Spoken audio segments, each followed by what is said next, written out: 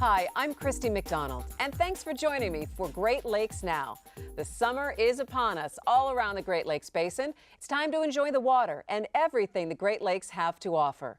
We know what an important resource they are for millions of people in 8 states and 2 provinces of Canada. So on Great Lakes Now, we're focusing on bringing you stories from around the Great Lakes, the beauty, the recreation, even some of the challenges our lakes are facing. For many of us, though, our connection to the Great Lakes is an emotional one. Chances are you spent time at a beachfront cottage, walked along the shoreline, waded through the waves, or watched a sunset. Those are the memories that we have of the lakes and why we feel so passionate about where we live. So grab your flip-flops. Let's head to the beach. Cleaning out the family home, getting it ready to sell. We were looking through boxes of pictures Mom had taken. I really like this one. I posted it on the Great Lakes Gazette. That's my blog about the people, places, things to do around Michigan. This is one Mom took on one of our annual trips to the Upper Peninsula. I shared it on the Great Lakes Gazette, and now people around the world have seen this little slice of the UP in the 1960s. Mom had a good eye for photography, even though she never had a fancy camera. Just an Instamatic with a flash cube on top. But I think she really captured something here. It's got a dreamy quality with the sky and the water meeting. A lot of people in Michigan piled in their cars and headed up north to the cottages, to the beaches. 5 kids in the car. We never had a station wagon. Once we crossed the Mackinac Bridge, it was time for lunch on the beach. This was 1961. I was 7. That's my brother and me in the water. Dad was taking a break from driving. The twins are looking for treasures in the sand. Dad, a Navy man, never was one to get in the water. I think I saw Mom in a bathing suit a couple of times. This is a rare photo of her. We've got 3,200 miles of coastline along the Great Lakes. Maybe we who live here tend to take them for granted. Now vacations can be much more exotic. People go to the other end of the continent or the other side of the world. After the Navy, my dad worked on the Great Lakes freighters for a short time. My brother did too. You can actually spend time on a lake boat. That's what they call them. You could win a trip in a raffle. I'd like to experience that. I guess it's the romance of the seas, that connection to water. It's timeless. It's something to treasure.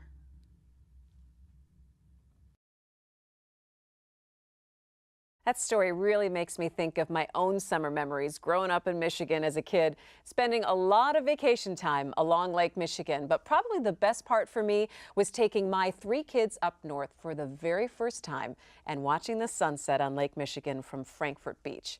We were kind of sweaty and tired from playing tag in the sand and a little sticky from clutching that melty ice cream cone.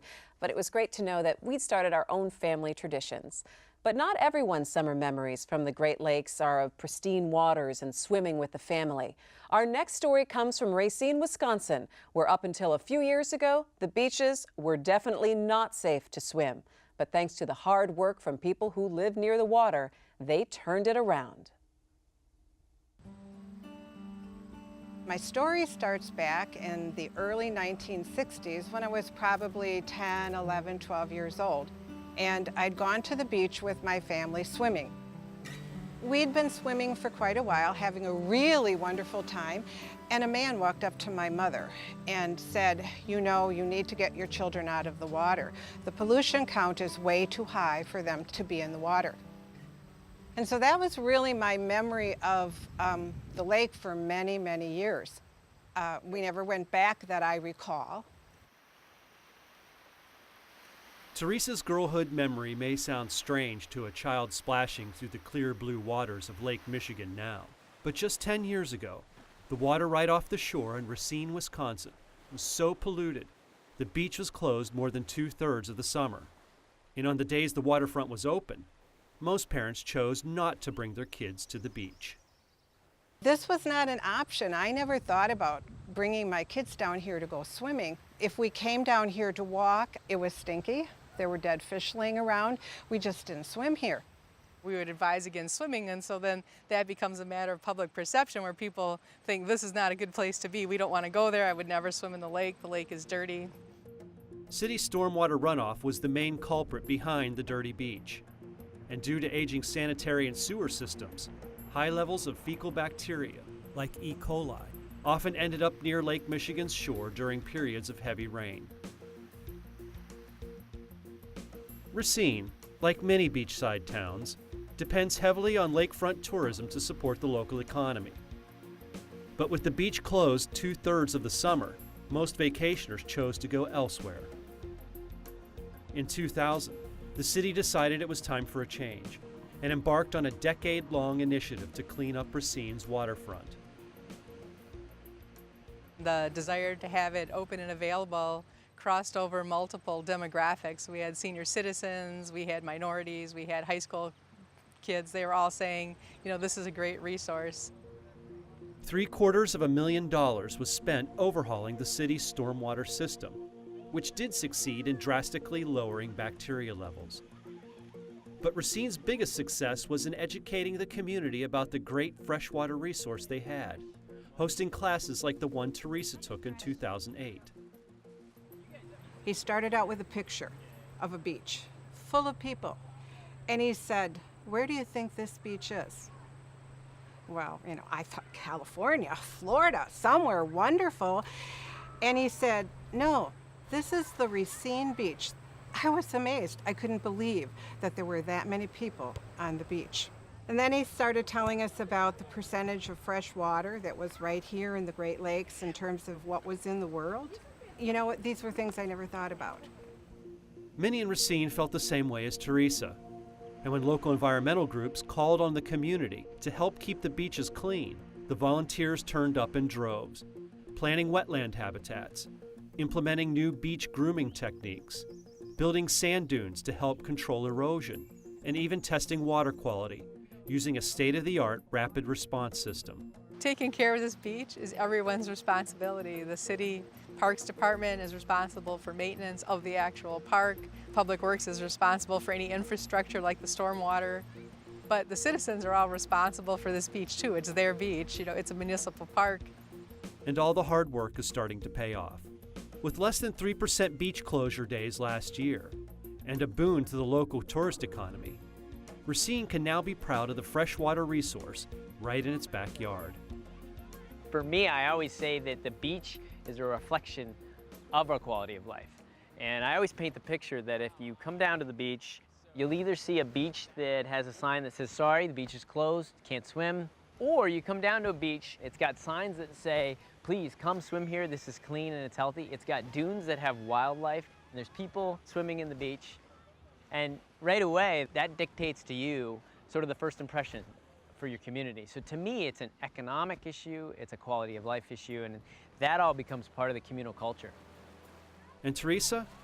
She's busy making new summer memories with her grandkids on the beach.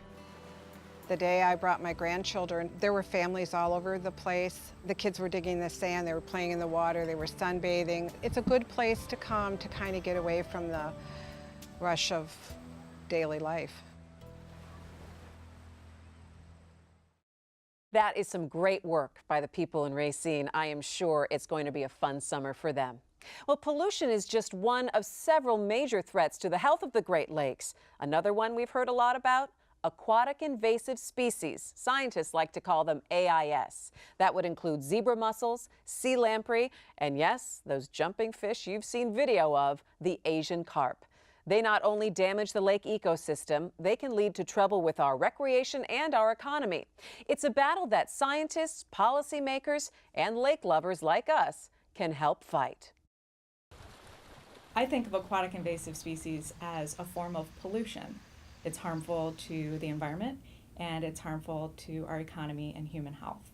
It is a very complex issue because we're not just talking about critters in a bucket of water.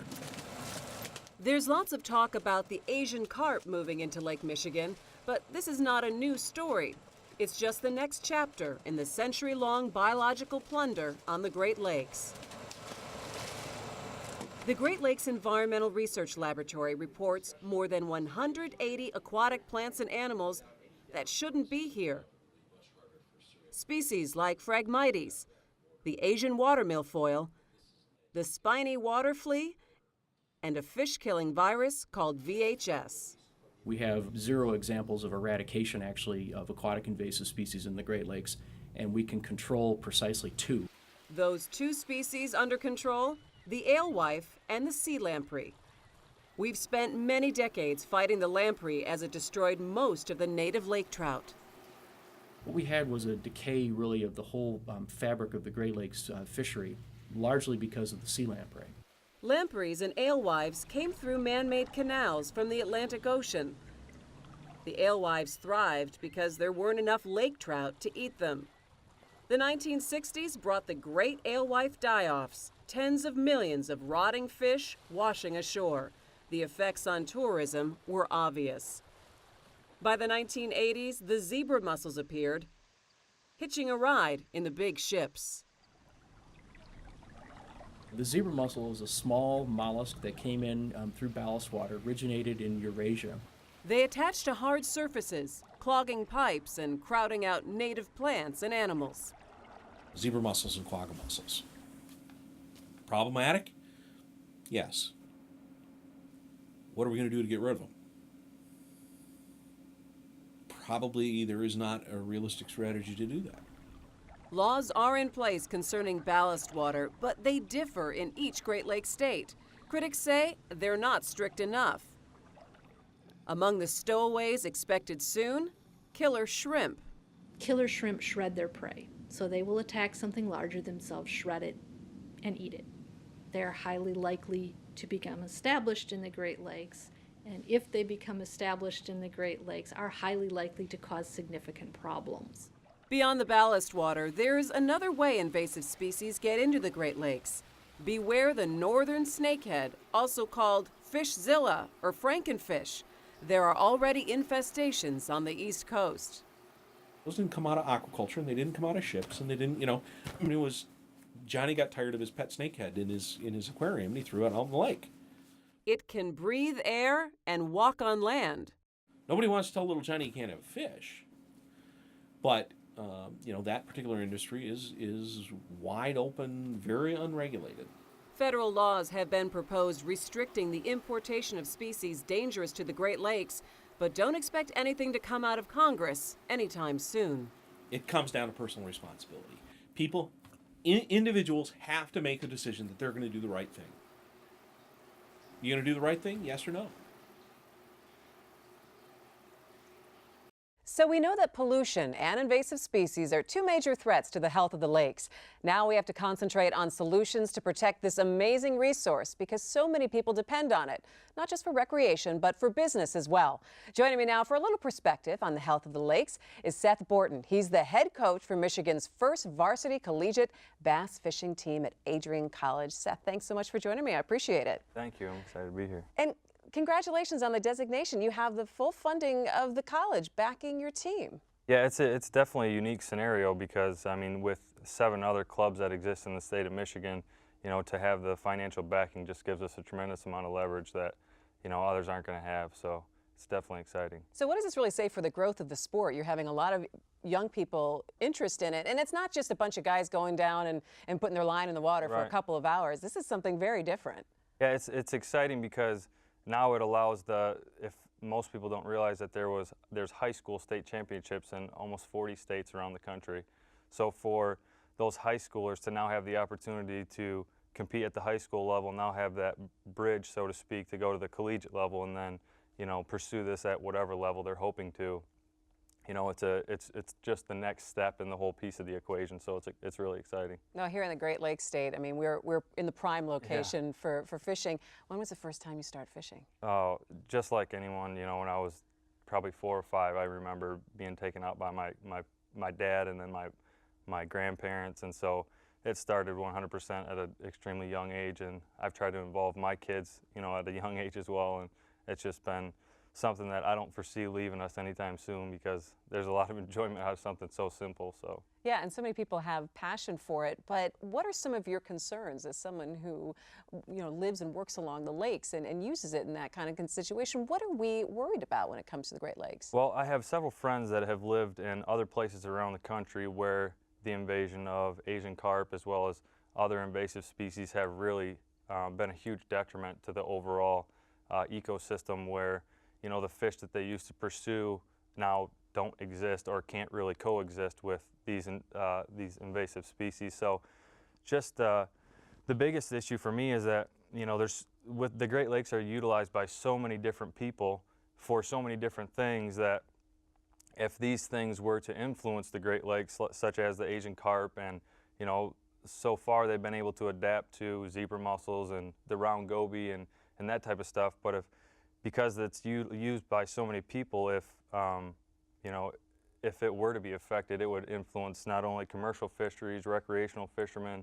Obviously, it was going to influence the tournament circuits that visit, the Great Lakes, Lake St. Clair, Lake Erie, Lake Michigan, from around the country. We're not just talking about the local use of the lakes. We're talking about people that use this as a destination to travel to specifically for, Lake St. Clair and its world-class smallmouth. Same with Lake Erie, salmon on Lake Michigan. So there's a lot of people that are going to be affected if this really does come into play. It would directly impact your sport. Oh, no question. I mean, depending on the severity of it, but as my friends have indicated in their specific states, the bodies of water that are affected by Asian carp and different things that have came to be, they're devastated. Like, they can't even be used for what they were using them for originally. So they're using them to shoot carp with the bow and arrow as a recreation, and they have derbies where they try to catch them in nets and see who can come in with the most weight. But other than silly things like that, it's devastating. Yeah, it can decimate. It can decimate Absolutely. an ecosystem. So obviously, you guys have been talking about this on the fishing circuit. Yeah. About what can we do now to try to protect the lakes? What do you think some of the solutions can be? Well, I mean, number one, you have to raise awareness. But anybody that's serious about the sport and just about fishing in general has obviously heard the horror stories around the country. So, I think obviously the awareness is continuing to increase. They've done different things with electronic gates and different things, but they've found, even in Lake Erie and some of the other lakes, they found remnants, DNA from the Asian carp. So, I mean, it's one of those things that you just hope in some way, shape, or form that it doesn't come to be as much of an issue as they say it's going to be. If it does, if they do get in, that just when zebra mussels came into play, they said this is going to decimate it. This is going to be the beginning of the end. The round goby, and somehow the ecosystems have adapted. So if it does come to play, we're just all crossing our fingers that some way not only can we combat it, but also hopefully the ecosystems will adapt as well. So hopefully some of that will come to play. So are you excited for the summertime and getting ready to get on the water, right? This has been an extremely long winter, so to say the least, and so to see some open water and get the opportunity to engage with some of my potential recruits, as well as do different things with sponsors, I'm really looking forward to spending some time out on Lake St. Clair and Lake Erie, and places that we're essentially as a collegiate team going to consider home. So we're really looking forward to that for sure. And what advice would you give to the fledgling fishermen and all of us who maybe would like to get involved in the sport? In the sport of collegiate fishing, or just in fishing in general? Well, number one, when you have the opportunity to win prizes or make money at anything that you're passionate about, I think then it takes over from there. But just as a young age, from watching my kids engage in the sport, babysitters are expensive. But if I put my kids on a dock with a lake and put a couple of fish in a bucket, they're happy for hours. So I mean, that's enjoyment that right there as a parent, and then as a kid, I just feel like that's going to stick around for a long time. So there's just a lot of opportunity within the sport, and just with my own personal kids that I just can't wait to bring them along and hopefully allow them to be able to compete within the sport, make a few dollars or win a few things, and if nothing else, have their gear paid for by their sponsors. So it's exciting. And I think we can all relate to that. Thanks so much, Seth, for joining us. We appreciate it. You're welcome. As Seth mentioned, fishing is a huge part of recreation and economy along the Great Lakes. And really, nothing tastes better than frying up your catch of the day, whether it's walleye or lake perch. But anglers still need to make sure that their prize catch is safe enough to eat. We'll head now to the Detroit River, where fishing is not only recreational, but part of a daily meal for some people. And the safety of their catch is an important aspect of community health. The Great Lakes region is an angler's dream. Thousands of lakes, rivers, and streams teeming with freshwater fish.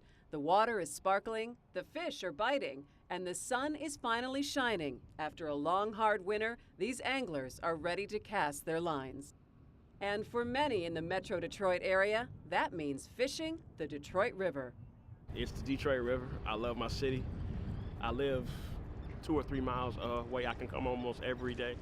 Usually a big perch right here. That's what, you know, perch and then the walleye. It ain't nothing like fresh, right out the river. But with power plants and steel factories hugging its shoreline, many people question just how safe consuming fish from the Detroit River can be. There's all the power plants around. I mean, I've seen a lot of stuff float up and down this river and, you know, it's in the water. I mean, it looks beautiful, but, I mean, I can't really trust it. It might be dirty. The environmental hazards of the Detroit River may be egregious, but they are in no way unique. Many of the contaminants found in the Detroit River can be found throughout the Great Lakes region. PCBs is one of the contaminants. They've been banned, but they're still in use and they're still deposited. Another contaminant is mercury. Mercury is still in use. It comes from coal incineration and things like that, so we have deposition into our waters, and that results in them getting into the fish. Each year, the Michigan Department of Community Health collects data on water bodies throughout the state. It's our job to provide information to people about fish from our water bodies and the chemicals that may or may not be in them. The findings are published in the Michigan Fish Advisory, helping the public discern which fish are safe to eat. We try to dispel the myth that you can't eat anything from the Detroit River, because that's not true. There are good fish to eat from the river, but there are some that are pretty highly contaminated, so we try to help people make choices about which fish are better to eat. Many anglers on the Detroit River need to fish to feed their families and their neighbors. Informing these anglers of the fish advisories can have a deep impact on community health. Next week, this park is going to be inundated with people. To make sure this information gets to the people who need it most, the Michigan Department of Community Health hired river walkers, locals like Robert and Jim, whose sole job is to explain the fish advisories directly to anglers on the Detroit River. Good morning. How's everyone this morning? You guys catching any fish? Not yet. We're from Wayne State University and Department of Community Health, and we're here to provide information to the fishermen about the fish in the river. This brochure tells you which fish, going from top to bottom, are the cleanest to catch, eat. The importance of having Jim and Robert out here is to get those printed materials into the hands of people who can actually use them. This tells you how to cook the fish so that the grease falls away from the fish. And I got one in here? You got, yeah, you have one of those in your hand. I try not to load you down, I just go over it. You can practice safe fishing by choosing the right fish. Knowing how to process your fish, you can remove a huge amount of your PCBs in fish by removing the skin and removing the fatty part of the fish. And if you process your fish, grilling it, letting the fat drip away from the fish and not refrying your fish in the fish oils over and over again, you can make fishing in the Detroit River very healthy. The Detroit River is a wonderful asset to the city and community to be enjoyed by all. Environmental factors change continually, but with the proper knowledge, we can continue to enjoy this wonderful asset for sport and for a healthy local food source. Whether it's walking the beaches, fishing, boating, or the many businesses along the water, we depend on the Great Lakes. And in turn, the lakes depend on us to keep them healthy, to restore beaches, combat invasive species, and cut down on pollution. We'll keep doing that so generations to come can enjoy the Great Lakes and create some memories of their own. We hope you're inspired to get out on the water this summer and enjoy the lakes, and to learn a little bit more about how you can help. Find us at greatlakesnow.org for this program and so many more. Follow us on Facebook and Twitter. We'll keep you updated on all things Great Lakes, and you can join in on the conversation. For all of us at Detroit Public Television, I'm Christy McDonald. Enjoy the lakes this summer, and we'll see you out there.